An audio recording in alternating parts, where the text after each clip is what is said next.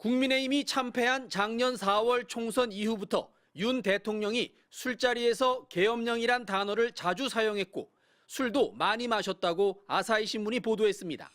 술자리는 주로 경복궁 근처 삼청동 안가에서 이루어졌습니다. 아사히 신문은 전직 장관의 전원을 통해 윤 대통령의 음주 습관을 상세히 보도했습니다.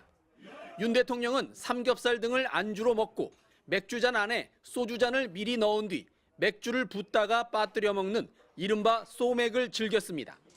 보통 소주 절반, 맥주 절반씩 섞는 방식과 달리 윤 대통령은 소주와 맥주 모두 넘칠 듯 가득 부어 마셨는데 이런 폭탄주를 항상 20잔 정도 들이켰다고 전했습니다. 아사히 신문은 술에 취한 윤 대통령이 대부분 야당 정치인들을 비난했지만 때로는 여당 정치인들도 비난했다고 보도했습니다. 이런 술자리는 종종 미명, 즉 동이 트기 전까지 계속됐고 이 때문에 삼청동 안가 경비 담당자들이 밤새 장시간 근무해 푸념을 했다는 증언도 이어졌습니다. 아사히 신문은 특히 윤 대통령이 지지율 추락 후 극우 유튜브에 빠졌으며 정치인들이 쓰지 않는 반국가 세력이란 용어를 자주 사용한 점에도 주목했습니다. 또 전직 장관들이 유튜브만 보지 말고 주요 언론의 논조에 주의를 기울여야 한다고 조언하면 윤 대통령이 큰 소리로 호통을 쳤다고도 보도했습니다.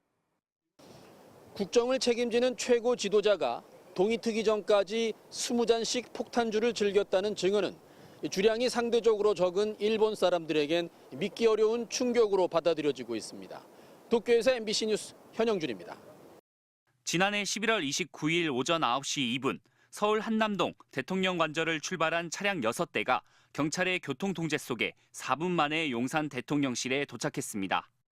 그런데 4시간이 지난 오후 1시 9분 한 무리의 차량이 다시 경찰의 도움을 받아 관저에서 대통령실로 이동했습니다.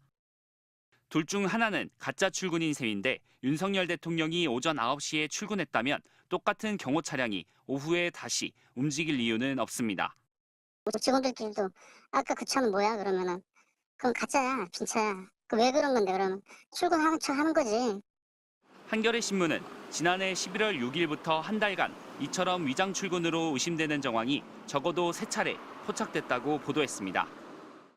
현직 경찰만 가입할 수 있는 익명 커뮤니티엔 기동대랑 용사는 이미 다 아는 사실, 여름엔 더 심했다는 등 격한 반응이 쏟아졌습니다.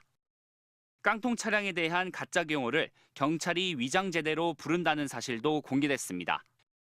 경찰은 그러나 진상 파악 대신 오히려 취재기자를 이꺼내 속전속결 조사 하루 만에 검찰로 넘겼습니다. 한남동 관저 주변 상가 옥상에 허락 없이 올라갔다는 이유로 건조물 침입 혐의를 적용했습니다. 취재기자의 휴대폰 등 소지품을 수색하고 영웅놀이를 하고 싶은 거냐는 말까지 했다고 합니다. 거기로 왜 올라갔느냐, 기자놀이, 영웅놀이를 하고 싶은 거냐, 그 마음은 알겠는데 지금 이렇게 문제가 되면 나중에 결혼도 못한다, 이런 식의 이제 발언까지도 제가 들었었고. 사실상의 주거의 평온을 해쳤느냐가 제일 중요한데 취재 목적으로 들어간 행위에 대해서 건조물 침입을 적용해서 수사를 하는 거는 좀 부당하다라는 의견. 경찰은 건조물 침입 혐의가 명확해 절차대로 바로 검찰에 넘긴 것뿐이며 영웅놀이 같은 부적절한 말은 한 적이 없다는 입장입니다. 경찰은 앞서 윤 대통령의 군 골프장 라운딩을 취재한 또 다른 언론사 기자에 대해서도 건조물 침입 혐의로 조사하고 있습니다. MBC 뉴스 고병찬입니다.